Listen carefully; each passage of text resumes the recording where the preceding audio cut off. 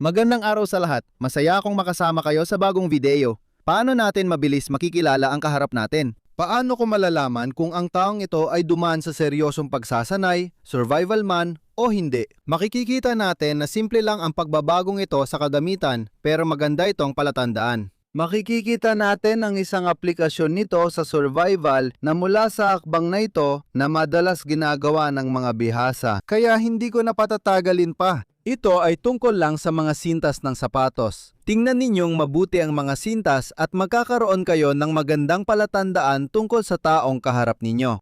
Kaya, simple lang ang prinsipyo. Sa totoo lang, kailangan ninyong palitan ang mga sintas ng inyong mga sapatos na panglakad. Gamit ang paracord na mas matibay, mas tumatagal, at higit sa lahat, mas maraming gamit. Kaya, ito ay isang ugali na magbibigay sa inyo sa ilang pagkakataon ng magagandang benepisyo at hindi mapapansin. Maaari kayong magpatuloy sa paglalakad sa paglalakbay nang hindi napapansin. Dito, ang paracord na meron ako ay medyo kapansin-pansin. Pero kumuha kayo ng itim na paracord, sunugin ng kaunti ang mga dulo gamit ang lighter para madali itong itali ulit at hindi makatawag pansin. Nagsananay ako ng mahigit 150 tao ngayong taon, kabilang ang maraming sundalo, reservist at dating sundalo. Nagkaroon ako ng mga aktibong tauhan at maraming baguhan sa survival. Sa aking malaking pagkagulat, 2 o 3 tao lang ang nakita kong may paracord sa paa. Kapag may parakorde ka sa iyong sapatos, parang may dala kang totoong kagamitan, magkakaroon ka ng tunay na kalamangan kumpara sa iba. May survival techniques na pwedeng gamitin ang paracord at isa rito ang tatalakayin natin ngayon. Ang teknik na ipapakita ko sa inyo ngayon ay isang teknik ng panghuhuli. Isa ito sa pinakamadagandang teknik ng panghuhuli ng mga ibon, kaya magagamit mo ito saan mang panig ng mundo. Makikita natin sa maraming ibon kung gaano ka-epektibo at naangkop ito sa iba't ibang uri. Siyempre, muli, kailangan ko kayong bigyan ng babala para gawing simple. Ang lahat ng uri ng panghuhuli ay ipinagbabawal sa ating bansa. Ang teknik na ibabahagi ko ay itinuturing na illegal kung gagamitin. Pinapayuhan ko kayong huwag maglagay ng bitag. Gamitin lang ito sa matinding pangangailangan at oras ng pagkaligtas dahil iyon ang layunin ng channel na ito, karaniwang pagninilay-nilay. Gamitin mo na lang ang sintas ng sapatos mo kasi siguradong may paracord ka naman sa bag. Karaniwan nga namang ganon, lalo na kung nasa isang lugar ako na alam kong posibleng mapunta ako sa sitwasyon ng pagkaligtas.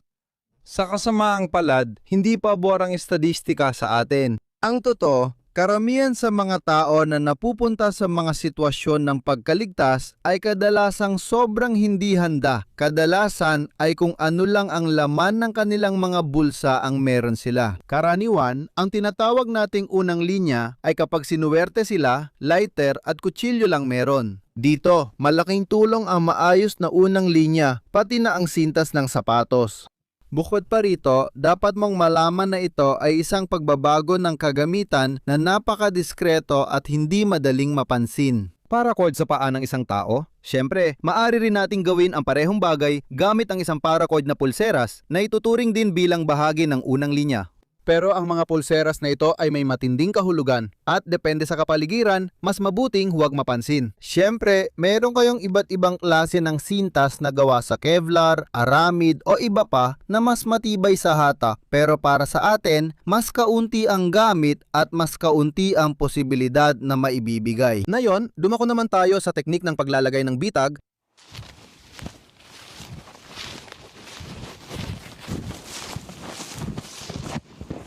Ito ay na.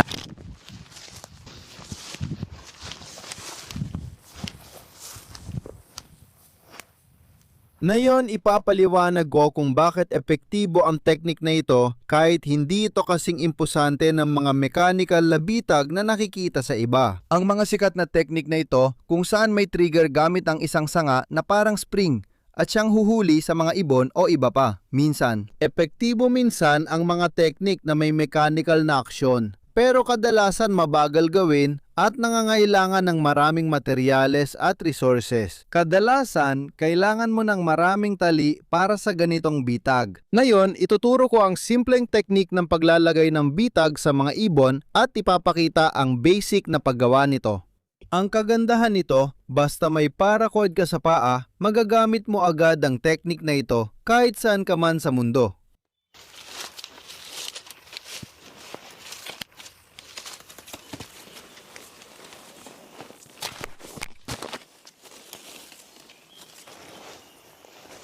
Kaya, para magawa ang bitag na ito, kailangan ko ng isang flexible na sanga tulad nito. At hahanapin ko yung may kaunting mga sanga sa gitna. Yun talaga ang mahalaga para sa akin. Para maging mas hindi pansin ng mga ibon hanggat maaari.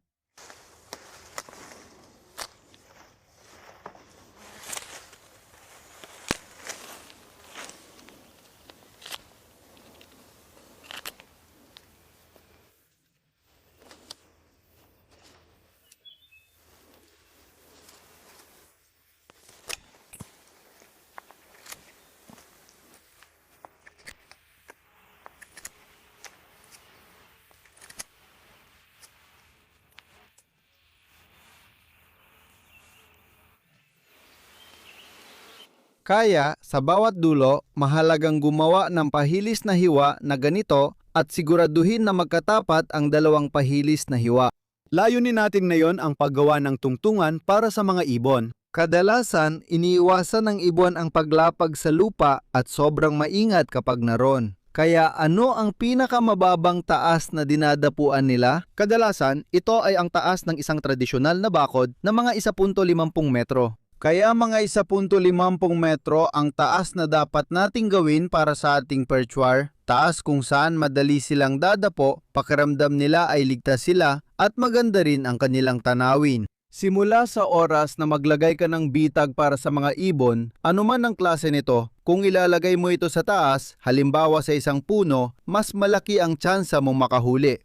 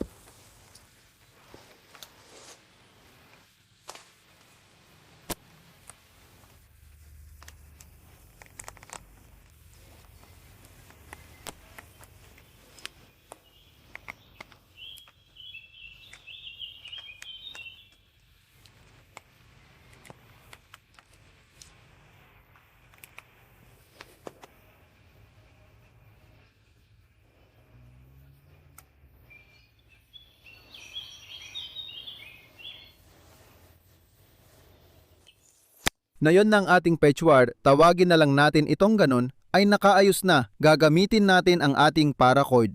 Ang pinakaloob ng paracord ang gagamitin natin at ipapakita ko kung paano. Kaya huwag ninyong gawing pagkakamali ang paggamit ng paracord na 650 na mas matibay kaysa sa 550 pero hindi angkop para sa ganitong klase ng gawain. Kaya siguraduhin na 550 ang gagamitin na mayroong 7 hibla sa loob. Isinalin ng kumpanya. Paggamit ng paracord, ngayon puputulin ko ang mga dulo na bagyang sinunog at susubukan kong dahan-dahang tanggalin ang loob ng paracord na ito. Kaya makikita natin na napakadali nito kahit sa 2.50 metro ng sintas. Ayan, makikita ninyong may 7 hibla talaga ito. Maayos kong hinihiwalay ang buong kaluluwa mula sa panlabas na takip.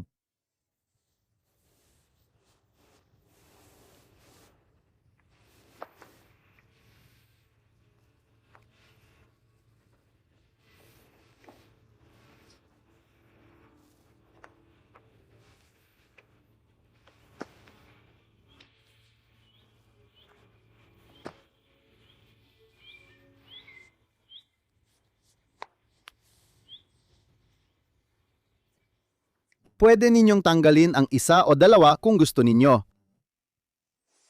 Posible naman, medyo maselan lang ng kaunti, pero posible. Ayan, kapag nakuha ko na ang 7, hibla na malaya na, ilalagay ko muna sila dito. At isasara ko ang atset gamit ang pantakip na sapat na. Ngayon, gagamitin ko na ang unang hibla at gagamit ako ng 50 cm para sa bawat kwelyo, mga 50 cm. Bawat sintas ay may 2.50 metro at may 7 hibla ako sa bawat sintas. kaya may 35 kwelyo ako sa bawat sintas, may 2 akong sintas, kaya 70 kwelyo lahat. Kaya dito, makikita mo ng potensyal na lakas ng teknik na ito.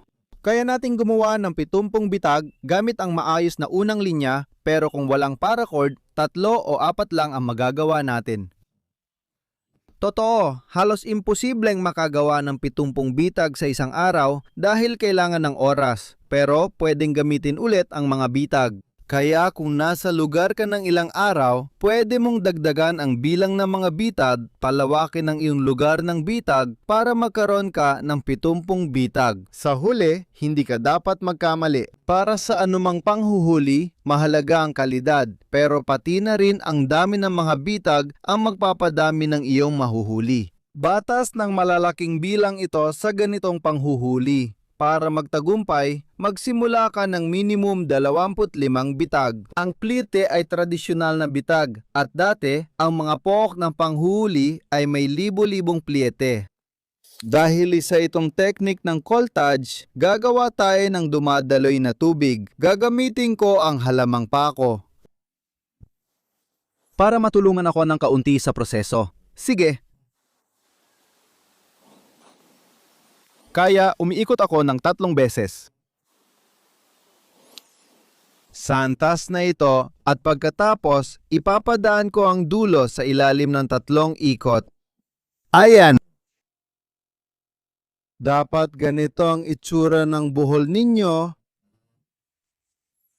Pagkatapos, alisin ninyo ito mula sa fern at meron na kayong buhol na sliding. Na yon, ang mga sliding na buhol, pwede kayong gumawa ng maraming paraan para gumawa ng sliding na buhol. Ito ay gumagana ng maayos, ito ang kadalasang ginagamit natin para sa panghuhuli. Pagkatapos, kukunin ninyo ang kabilang dulo, ang tali, at ipapasok ninyo ito sa loob at sa pag-aayos ng buhol ay maayos ninyo ang pagiging sensitibo ng bitag at ng silo. Ngayon, sa susunod na hakbang, ilalagay natin ang silo sa bitag gamit ang paracord. Kailangan ng silo ay may hugis na parang bilog na hindi posible gamit ang paracord dahil masyado itong malambot, kaya kailangan natin lagyan ng patong ang paracord. Gamit ang luwad, katas ng isang halaman, kahit anong halaman, basta medyo malapot ang katas o kaya dagta halimbawa. Dito, maglalagay ako ng kaunting luwad pero hindi maganda ang kalidad nito dahil may halong putik at hindi masyadong matibay. Kaya dagamit din ako ng almirol mula sa pako. Tingnan natin kung paano, kaunting luwad din, ganon. Para magsimula, dadumihan muna natin ito.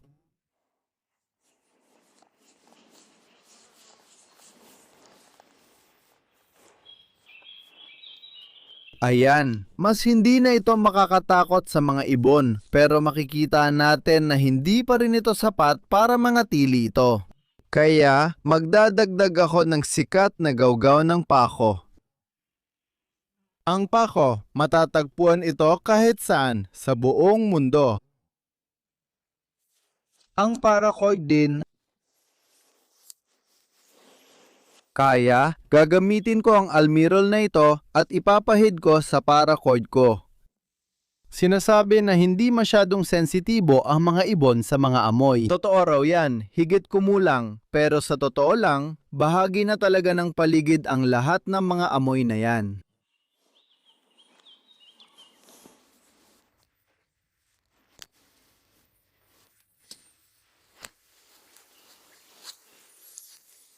Kaya ito, almirol ito. Patutuyuin ko ito sa araw ng mga 10 minuto. Pwede nyo ring ihanda ng maaga ng kaunti ang inyong mga pliets. Kung medyo marami kayong lalaban. At kung hahayaan natin itong matuyo ng mga 15 minuto sa araw, magkakaroon tayo ng mas matibay na bagay para sa survival. Pagdating sa dami ng mga tiklop na ilalagay sa lupa, kailangan magsimula ng mas matibay hanggat maaari at bawasan kung marami namang pagkakapitan. Tulad ng ibang bitag sa ibon, kailangan din itong lagyan ng pain. Kaya, ang tamang gawin bago maglagay ng ganitong klase ng bitag ay ang maingat na pagmamasid. Hindi dapat sayangin ang oras o lakas sa survival, magmasid muna tayo. Kung tingin natin sapat na ang dami ng ibon sa lugar, doon lang tayo pwedeng magsimula sa ganitong panghuhuli. Kung hindi, mas mabuting maghanap na lang tayo ng ibang hayop o mapagkukunan. Pagkatapos makita ang mga ibon, aalamin natin kung ano ang kinain o gusto nila, tulad ng berries, prutas, bulate, at iba pang maaring interesado sila. Pagkatapos, medyo lilipat tayo ng pwesto para mailagay ang mga bitag. Kapag inilipat-lipat natin ng kaunti ang mga pane, mas maganda ang resulta. Madaling maakit ang mga ibon sa pagkaing gusto nila at medyo nakahiwalay. Kung gusto mong manghuli ng maya gamit ang seresa, iwasan ang malalaking puno ng seresa na maraming bunga dahil magiging matindi ang kompetisyon mo doon. Ayan, ilang minuto lang sa araw ay sapat na para tumigas ang bitag. Ngayon, ilalagay na natin ang bitag. Kaya dito ko ilalagay para sa maya. Ang bitag ay dapat may diametro na nasa pagitan ng 7 at 10 sentimetro at ang taas ng bitag mula sa ibaba ng bitag hanggang sa tungtungan ay 7 sentimetro. Ngayon, ang mga taas na ito ay medyo nagbabago depende sa mga hayop na huhulihin mo. May kaunting palugit ka rin naman sa pag-aayos. Kadalasan, ang mga ibon ay nahuhuli gamit ang ganitong uri ng bitag. Kapag lumalapag, minsan nahuhuli sila sa ulo, paa o pakpak. Dito, ang buhol na ginagamit ko ay ang turmort at 2 half hitch na mahusay na gagana para sa ganitong uri ng bitag. Ayan, mapapansin natin halos di makita ang bitag dahil sa pagkakagawa nito at yan ang kailangan. Mag-ingat na huwag masira ang mismong bitag. Dapat ay mukhang natural talaga ang mga kahoy para hindi matakot ang mga ibon. Panahon ng painan ang bitag gamit ang ligaw na presa para makit ang mga uwak. Tandaan, kung agad kang pupunta pagkatapos may mahuli, kadalasan buhay at walang pinsala ang mga ibon. Maganda ito, lalo na sa kampo. Kung gusto mong kainin ang mga ibon sa ibang oras, mainam na buhayin muna sila. Pwede rin silang gawing pain para makahuli ng ibang hayop o magkaroon ng iba-ibang huli. Isa pang dapat tandaan sa survival, lahat ng ibon ay pwedeng kainin at hindi nakakalasong kahit alin. Tandaan, ang mga ibon na nangingisda sa dagat ay pwedeng nakakain ng isdang delikado sa tao. Siguraduhing malinis at maayos ang pag-alis ng laman loob at huwag kainin ang laman ng tiyan ng mga ibong nangingisda sa dagat, ilog, malapit sa dagat o maalat na tubig. Mayroon pang isang kategorya ng mga ibon na hindi dapat kainin o hindi talaga maaring kainin kahit na hindi sila nakakalason. Sa unang tingin, kapag tama ang luto, ito ay mga ibon na kumakain ng bangkay. Iiwasan natin ang uwak, mga mandaragit, sigol at iba pa. Nakita ko ang mga aso na pala din tumatanggi, lalo na sa pagkain ng mga sigal na madalas kumakain ng bangkay. Halos napag-usapan na natin lahat ng gusto kong ipakita sa inyo ngayon. Epektibong paraan ng paghuli na hindi gaanong kilala, nangangailangan lang ng kaunting kagamitan at pwedeng gawin kahit saan sa mundo. Magandang dahilan nito, bukod pa sa iba, para palitan ang sintas ng sapatos ninyo ng paracord. Gawin ninyo ang simpleng hakbang na ito na maaring magligtas sa inyo balang araw. Maraming salamat sa panonood ng video na ito hanggang dulo at magkita-kita tayo muli sa susunod na paksa.